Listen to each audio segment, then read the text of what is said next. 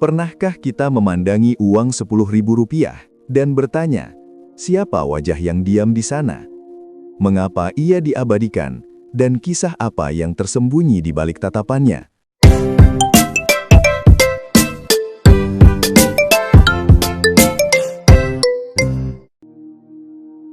Di antara lembaran uang yang sering berpindah tangan, ada satu wajah yang mungkin tak selalu kita kenali.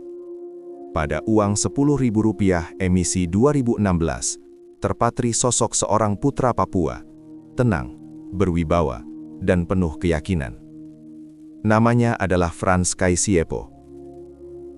Ia bukan sekadar gambar cetakan negara, melainkan cerita tentang keberanian yang tumbuh dari tanah timur Indonesia. Frans Kaisiepo lahir pada 10 Oktober 1921 di masa ketika tanah Papua masih berada dalam bayang-bayang kolonialisme. Ia tumbuh di tengah perubahan zaman, ketika kata merdeka belum menjadi kenyataan, tetapi sudah bergetar di dada banyak anak bangsa. Sejak muda, ia menyadari bahwa tanah kelahirannya bukanlah tanah yang terpisah, melainkan bagian dari cerita besar Nusantara. Di masa perjuangan kemerdekaan, ketika Indonesia memproklamasikan kebebasannya pada 1945, Papua belum sepenuhnya menyatu. Namun dalam hati Frans Kaisiepo, Indonesia bukan sekadar batas peta, ia adalah cita-cita bersama. Ia percaya bahwa Irian Barat harus menjadi bagian dari rumah besar bernama Indonesia. Sebagai wakil Papua, ia terlibat dalam pertemuan penting di Konferensi Malino. Di sana, para tokoh bangsa membicarakan masa depan Indonesia, termasuk gagasan tentang Republik Indonesia Serikat. Di tengah diskusi dan perdebatan, Frans berdiri dengan satu keyakinan: Papua adalah bagian dari Indonesia. Suaranya mungkin tidak selalu paling keras, tetapi ia konsisten dan teguh. Perjuangannya bukan tanpa risiko. Di tengah tekanan politik dan dinamika internasional, menyuarakan persatuan bukanlah pilihan yang mudah. Tetapi Frans tidak berjalan dengan kebencian. Ia berjalan dengan keyakinan bahwa persatuan bukan tentang menaklukkan, melainkan tentang merangkul. Tahun demi tahun berlalu, Irian Barat akhirnya resmi bergabung dengan Indonesia. Dan ketika ia dipercaya menjadi gubernur Papua keempat, Frans Kaisiepo tidak memerintah dengan gemuruh kekuasaan.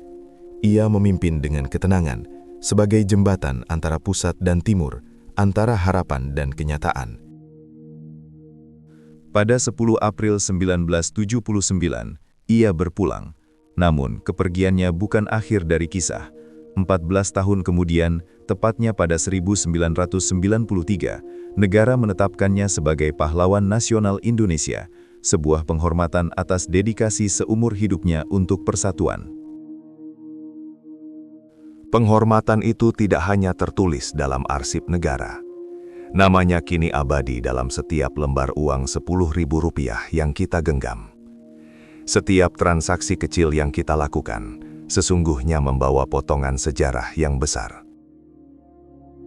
Kisah Frans Kaisiepo mengajarkan kita bahwa persatuan bukan sekedar slogan. Ia adalah keputusan yang diambil berulang kali, bahkan ketika dunia terasa tidak berpihak. Dari tanah Papua yang jauh dari pusat kekuasaan, ia menunjukkan bahwa cinta pada Indonesia bisa tumbuh di mana saja. Mungkin setelah ini, ketika kita memegang uang Rp10.000, kita tidak lagi melihatnya sebagai angka semata.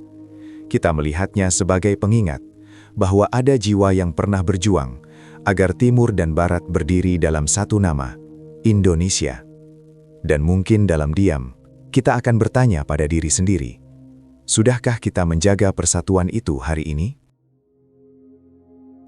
Sebelum menutup video ini, coba tuliskan di kolom komentar, apa arti persatuan bagi Anda hari ini?